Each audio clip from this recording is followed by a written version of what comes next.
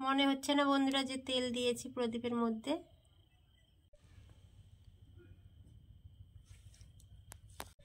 এই যে বন্ধুরা আমাদের প্রদীপ পিঠে রেডি একেবারে। নমস্কার বন্ধুরা, ভিলেজ ফুডি সম্পা কিচেনে আপনাদের সকলকে স্বাগত। শীতকাল মানে বন্ধুরা পিঠে পুলি খাওয়ার সময়। যদিও আমরা সারা বছরে পিঠে পুলি খাই, কিন্তু এই শীতকালের সময়টাই পিঠে পুলি কিন্তু বেশি খাওয়া হয়। আর সব সময় কিন্তু একই রকম পিঠে খেতে ভালো লাগে না, তাই আজকে একটা নতুন ধরনের পিঠে বানাবো। একেবারে সম্পূর্ণ নতুন ইউনিক একটা পিঠের রেসিপি। যেমন দেখতে সুন্দর তেমন কিন্তু খেতেও লাগবে। আজকে আমি বানাবো ক্ষীরের প্রদীপ পিঠে। নামটা কীরকম যেন নতুন, তাই না বন্ধুরা? আপনারা পুরো ভিডিওটা প্রথম থেকে শেষ অবধি দেখতে থাকুন, খুব ভালো লাগবে। আর নিত্য নতুন রেসিপি পেতে আমার চ্যানেলটিকে সাবস্ক্রাইব করুন। প্রদীপ পিঠে বানানোর জন্য প্রদীপের যে সলতেটা হয়, কেউ সলতে বলে কেউ পোলতে বলে, সেটার জন্য এখন ক্ষীর বানিয়ে নেব। এখন কড়াইয়ে দুধ দিয়ে দেব ক্ষীরটা বানানোর জন্য।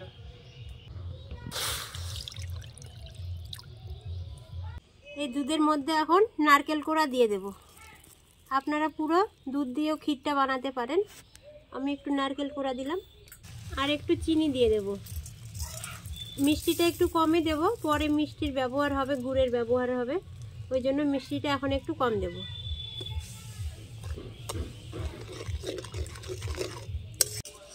দুধ আর নারকেলটা জ্বালাতে জ্বালাতে অনেকটাই ঘন হয়ে এসেছে। এখন এর মধ্যে একটু চালের গুঁড়ো অল্প একটু দিয়ে দেব, তাহলে তাড়াতাড়ি দুধটা আরও ঘন হয়ে যাবে আর ক্ষীরটাও হয়ে যাবে। এই যে দুধটা অনেকটা ঘন হয়ে গেছে দেখুন, এখন অল্প একটু চালের গুঁড়ো দিয়ে দেব। ক্ষীরটা অনেকটা শুকিয়ে এসেছে, আর একটু শুকিয়ে নেব। প্রদীপ পিঠে সলতের জন্য ক্ষীরটা রেডি হয়ে গেল, এখন নামিয়ে নেব।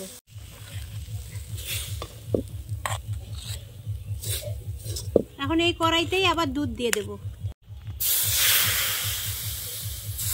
কড়াইটা আর ধুলাম না, এর মধ্যে আবার দুধ দিয়ে দিলাম।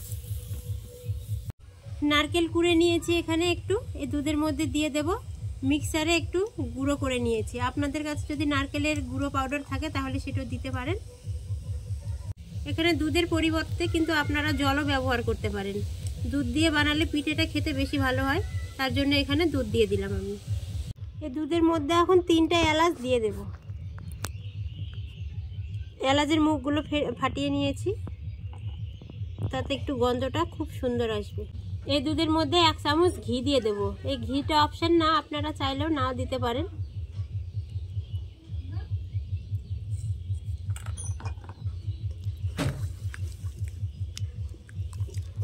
এখানে 1.5 চামচের মতো চিনি দিয়ে দিলাম।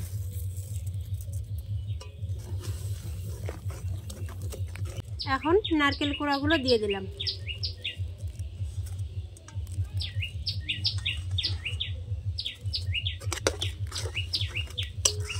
দুধটা কিছুক্ষণ ফুটিয়ে নিলাম। এখন এর মধ্যে চালের গুঁড়ো দিয়ে দেব। অল্প অল্প করে চালের গুঁড়ো দিয়ে মিশিয়ে নেব।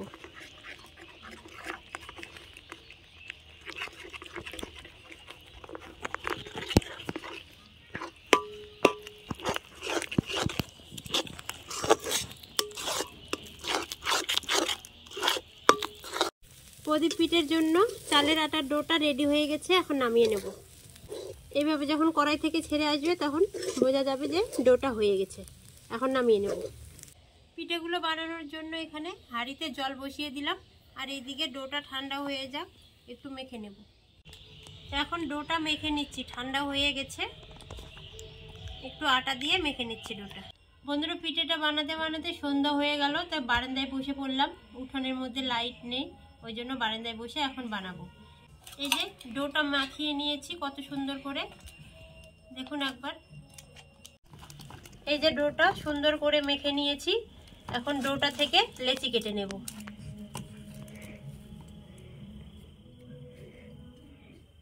লেচি কেটে হাতে তেল নিয়ে নিয়েছি একটু।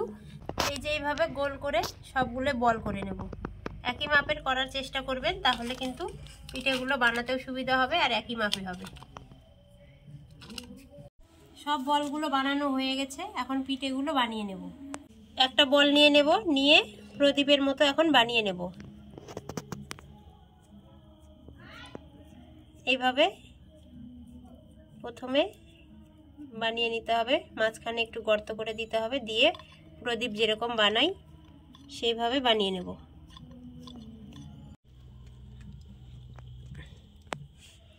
এখন এইভাবে প্রদীপের মতো মুখটা বানিয়ে নিতে হবে। এই যে বন্ধুরা দেখুন কত সুন্দর লাগছে না প্রদীপটা।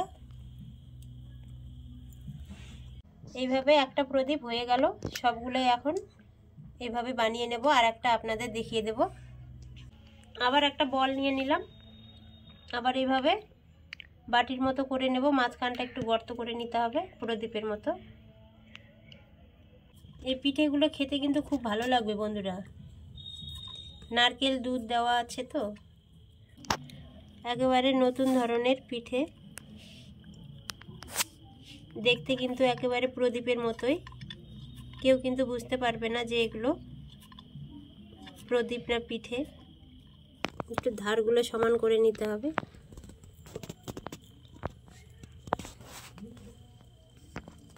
এই যে দুইটা প্রদীপ পিঠে হয়ে গেল। এইভাবে এখন সবগুলোই বানিয়ে নেব। বন্ধুরা অনেকগুলো প্রদীপ বানানো হয়ে গেল। এই প্রদীপগুলো এখন ভাপ দিয়ে নেব, আর এগুলো পরে বানাবো। আগে ভাপে বসিয়ে দিই, একবারে সব হবে না।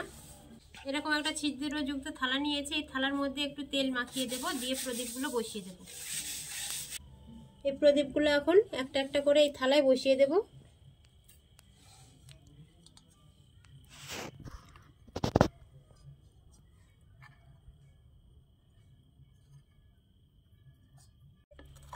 এখন এই থালাটা হাঁড়ির মধ্যে বসিয়ে দেব। এখন একটা থালা দিয়ে এই পিঠেগুলোকে ঢেকে দেব। ওইদিকে তাতে পিঠেগুলো হোক, এইদিকে বাকি পিঠেগুলো বানিয়ে নিই। এই পিঠেগুলো হতে কিন্তু বেশি সময় লাগবে না, 10 মিনিট ভাপ দিলেই হয়ে যাবে। যে ক্ষীরটা বানিয়ে রেখেছিলাম এই প্রদীপের জন্য, সলতে বানিয়ে নেব এখন। কেউ সলতে বলে, কেউ আবার পোলতে বলে।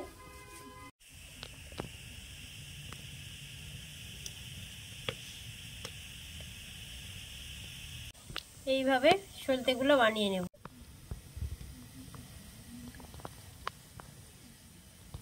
আবার এইভাবে একটু ক্ষীরটা নিয়ে নিলাম, নিয়ে এইভাবে আবার হাতে সলতের মতো করে বানিয়ে নেব।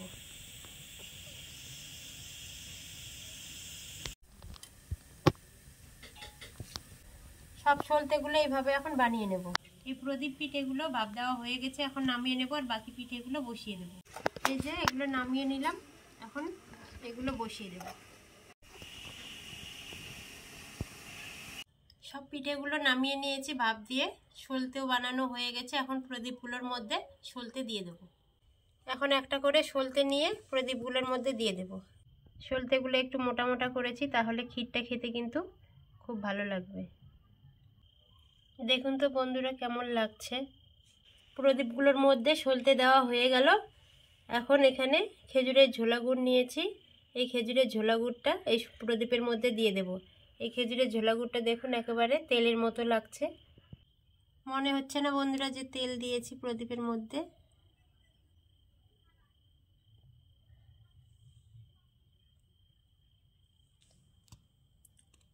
ঝোলা গুড়টা একেবারে মনে হচ্ছে যে সর্ষের তেল। এই যে আমাদের প্রদীপ পিঠে, একেবারে নতুন ধরনের ইউনিক একটা রেসিপি। আপনারা অবশ্যই বাড়িতে বানিয়ে খেয়ে দেখবেন, খুব কিন্তু সুন্দর খেতে। এই যে বন্ধুরা আমাদের প্রদীপ পিঠে রেডি। একেবারে দেখতে কত সুন্দর লাগছে দেখুন। খাবো না ঠাকুরের সামনে সাজিয়ে রাখবো বুঝতে পারছি না, মনে হচ্ছে একেবারে সত্যিকারের প্রদীপ। খেজুরের গুড়টা দেখে মনে হচ্ছে সত্যিকারের সর্ষের তেল, আর ক্ষীরের সলতে এগুলো দেখে মনে হচ্ছে সত্যিকারের সলতে।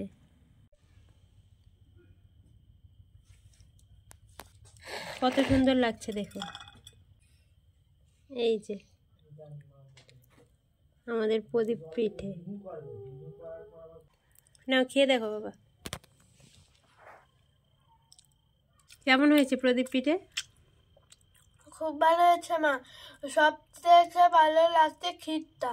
ক্ষীরটা আর খেজুরের গুড়টা, ঝোলা গুড়টা সেই লাগছে। খেজুরের গুড় আর ওই ক্ষীরটার জন্যই পিঠাটা কিন্তু খুব টেস্টি। বন্ধুরা আপনারা অবশ্যই বাড়িতে এইভাবে নিত্য নতুন পিঠে বানিয়ে খান, খুব ভালো লাগবে কিন্তু খেতে। আমাদের ভিডিওগুলো যদি ভালো লেগে থাকে তাহলে অবশ্যই আমাদের চ্যানেলটিকে সাবস্ক্রাইব করে পাশে থাকবেন। বন্ধুরা, আমাদের ভিডিওটা যদি ভালো লেগে থাকে লাইক সাবস্ক্রাইব করে আমাদের পাশে থাকবেন।